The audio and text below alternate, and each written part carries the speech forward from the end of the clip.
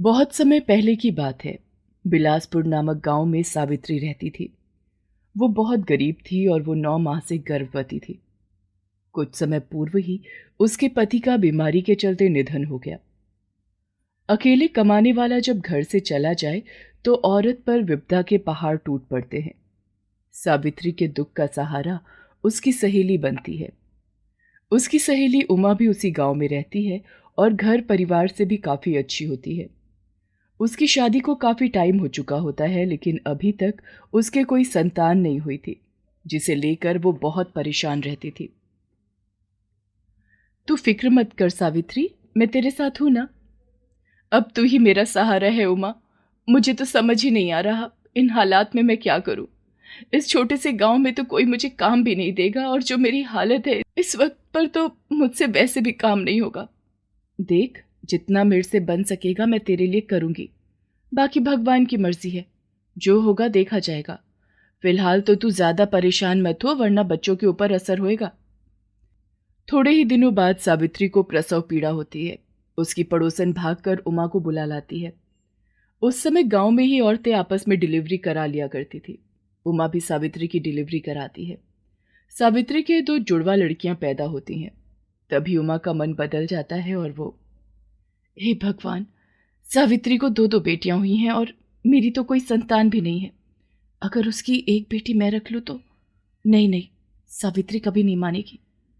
पर उसके हालात भी ऐसे नहीं है कि वो 2 लड़कियों को पाल सके। क्यों ना मैं उससे बात करूं।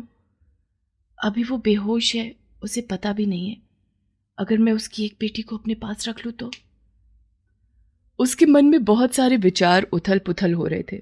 आखिर में उसकी ममता कमजोर पड़ जाती है और वो सावित्री की एक बेटी को टोकरी में रखकर घर के कोने में रख देती है। उधर जब सावित्री को होश आता है, तेरे घर लक्ष्मी आई है सावित्री, देख कितनी प्यारी है।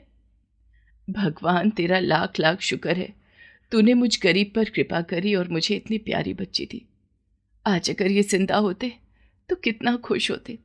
उन्हें भी बेटी ही चाहिए थी। सावित्री, मैंने सारा काम खत्म कर दिया है, ले तू कुछ खा ले, इसके बाद मैं घर जाऊंगी।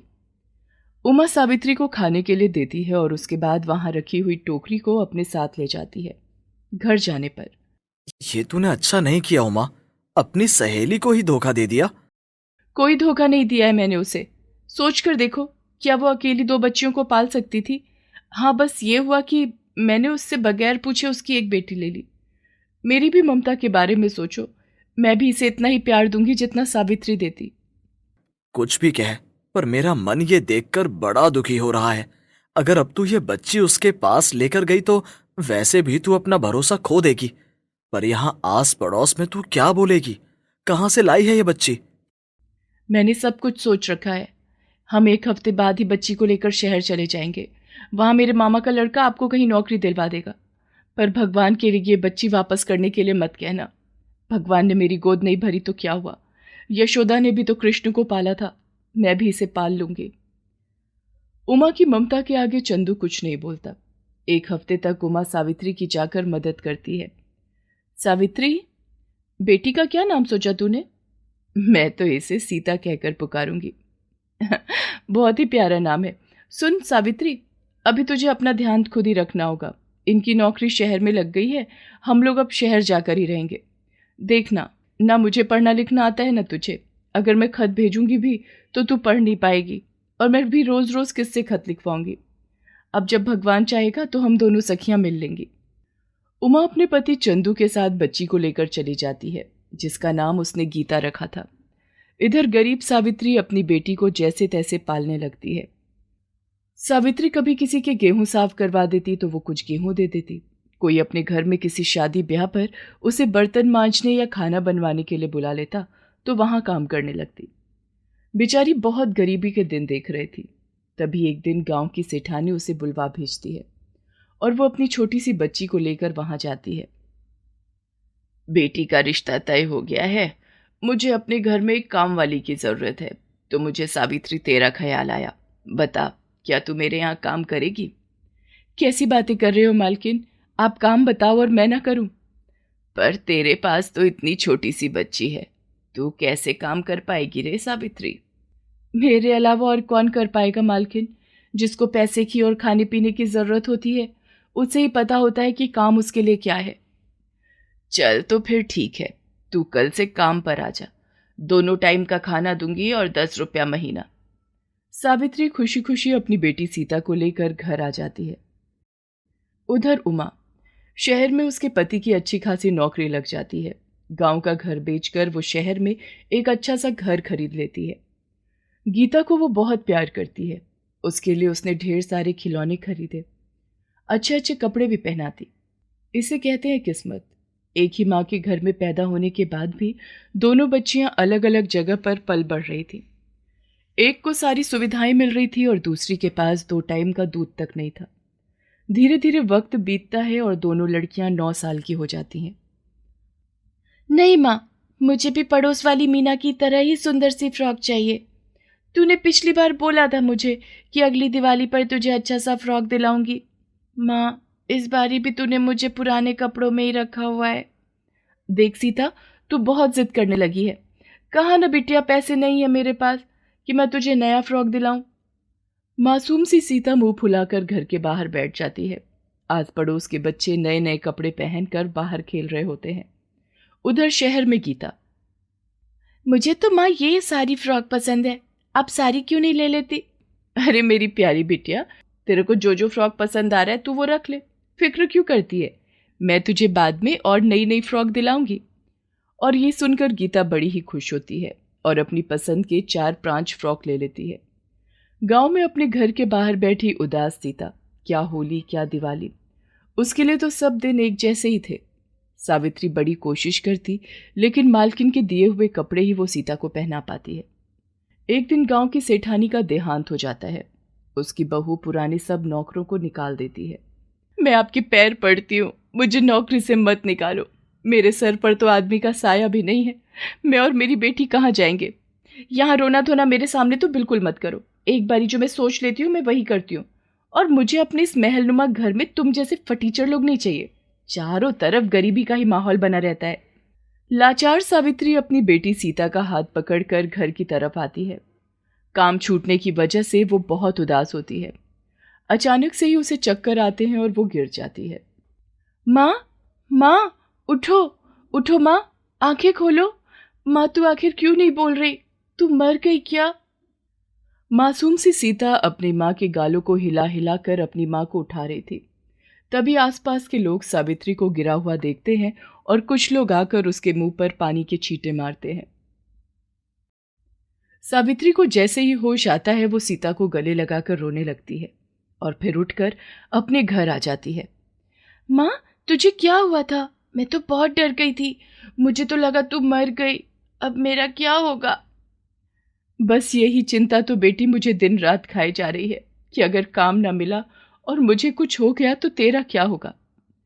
उधर शहर में, ये ले भगवान, हो गया तेरी गीता का एडमिशन स्कूल में। अरे ये तो बड़ी अच्छी खुशखबरी सुनाई आपने। अब हमारी गीता भी स्कूल जाएगी। मैं तो तेरी हर ख्वाहिश पूरी कर रहा हूं उमा। क्या तुझे कभी सावित्री की याद नहीं आती? पता नहीं बेचारी कैसी होगी, अपनी बच्ची को कैसे पाल रही होगी। ये सब बातें आप गीता के सामने मत करना। क्यों दुख नहीं होता? मुझे भी कभी कभी सावित्री का बड़ा ख्याल आता है, पर मैं तो अपनी ममता के आगे मजबूर हो जाती हूँ। कभी कभी तो मेरा भी दिल करता है कि मैं जाकर उसे बता दूं कि उसकी बेटी मेरे पास है, पर डर जाती हूँ। पता नहीं वो मुझे क्या क्या सुनाएगी। मेरे दोस्त के यहाँ उसकी बहन की शादी है, जानती है ना तू, वो मोहन। 3 दिन के लिए गांव जा रहा हूं।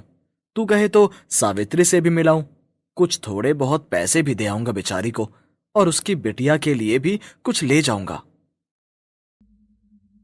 अगर ऐसी बात है तो कोई नहीं, मैं शाम को ही जाकर उसकी बेटी सीता के लिए 2 फ्रॉक ले आती हूँ। कह देना उसकी मौसी ने भिजवाए हैं। चंदू अपने गांव आता है। उसके दोस्त मोहन की बहन की शादी हो रही थी। तभी उसकी नज़र सावित्री पर पड़ती है जो वहां शादी में खाए हुए झूठे बर्तनों को एक कोने में बैठी धो रही थी और साथ में ही सीता अपनी माँ की मदद करवा रही थी। चंदू का दिल ये देखकर तार तार हो जाता है। अरे सावित्री बहन, ये तुम क्या कर रही हो? अभी यहां से उठो और चलो मेरे साथ। अरे चंदू भैया, आप कैसे हो? क्या उमा भी साथ आई है? सावित्री बहन, पहले तो तू यहां से खड़ी हो। और ये सीता है ना, कितनी बड़ी हो गई है। चंदू सीता को देखकर हैरान हो जाता है क्योंकि वो बिल्कुल गीता की तरह दिखाई दे रही थी। सावित्री हाथ धोकर चंदू को घर ले जाती है और शरबत बना कर देती है। उमा को भी ले आते, एक ही तो सहेली है मेरी। जब से गई है पूरे 9 साल हो गए हैं। मैंने तो उसे बहुत याद किया। क्या वो भी मुझे याद करती है? वो तो तुझे हर पल याद करती है सावित्री बहन, और करेगी भी क्यों ना, तेरे कर्ज के नीचे जो दबी बैठी है। कौन सा कर्ज चंदू भैया? अरे कर्ज तो मेरे ऊपर है उमा का। जब सीता पैदा हुई तो उसने मुझे 15 रुपए दिए थे। अब मैं तुझे क्या बताऊं सावित्री बहन, तू मुझे ये बता कि तेरा खर्चा पानी कैसे चलता है। सीता बिटिया का ख्याल तू कैसे रखती है। बस भैया क्या बताऊं।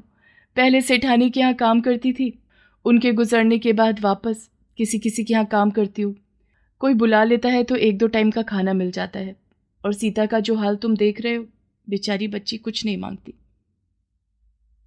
सावित्री बहन, मैं तुझे इस हालत में नहीं देख सकता। तू जल्दी से अपना सामान बांध और मेरे साथ शहर चल। तेरी 2 रोटियां मुझ पर कभी भारी नहीं होंगी। ना ना चंदू भैया, ऐसे कैसे मैं आपके साथ चली जाऊं? आखिर आपका भी तो अपना परिवार है। बात मान ले सावित्री बहन, मेरा यकीन मान, उमा बड़ी खुश हो जाएगी। देख तो सीता की क्या हालत हो रखी है। क्या तू नहीं चाहेगी कि तेरी बेटी इस बढ़ते जमाने के साथ में बड़ी हो। चंदू किसी तरह सावित्री को मना ही लेता है। अगले दिन सावित्री एक छोटी सी पोटली में अपने और सीता के कपड़े रखकर चंदू के साथ शहर आ जाती है। उमा जैसे ही दरवाजा खोलती है, सावित्री मेरी बहन, कैसी है तू? मैं ठीक हूं, तू बता मेरी बहन। चंदू भैया बहुत जिद करके मुझे अपने साथ यहां ले आए।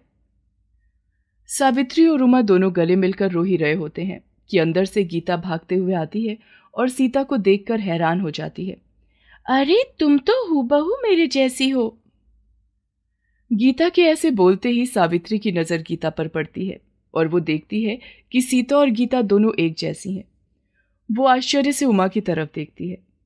मुझे माफ कर दे सावित्री, तू शायद एक माँ की ममता को समझ पाए।